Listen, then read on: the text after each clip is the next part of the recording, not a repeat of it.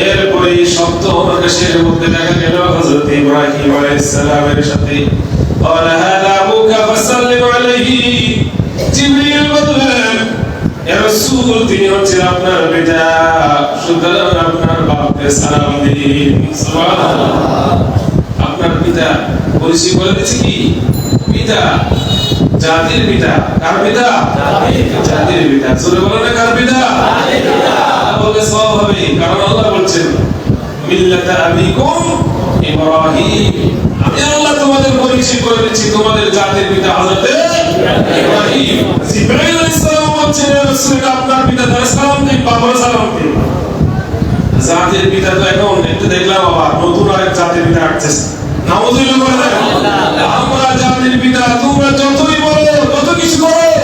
আমরা কোরআনের শিক্ষা যেটার বিরুদ্ধে যে না আমরা তার বিরুদ্ধে ঠিক আছে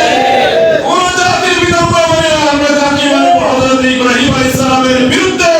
জাতি দান করা হবে সে লাঞ্ছিত হবেই হবে ইতিহাস আমাদের সামনে আছে না আছে এরকম কোন জাতির পিতা আমরা মানতে রাজি নই আমরা ওইটাই মানি যেটা আমার রাসূল মুহাম্মদুর রাসূলুল্লাহ সাল্লাল্লাহু আলাইহি ওয়াসাল্লাম আমাদের কাছে আল্লাহর কোরআনের মাধ্যমে তার হাদিসের মধ্যে আমাদের শিক্ষা দিয়েছেন রাজি আছি তো ইনশাআল্লাহ মুসলমান হলে মানতে হবে এটা নতুন জাতির পিতা আসছে আমরা মানি না আমরা মানি না মুসলমান হলে মানতে পারি না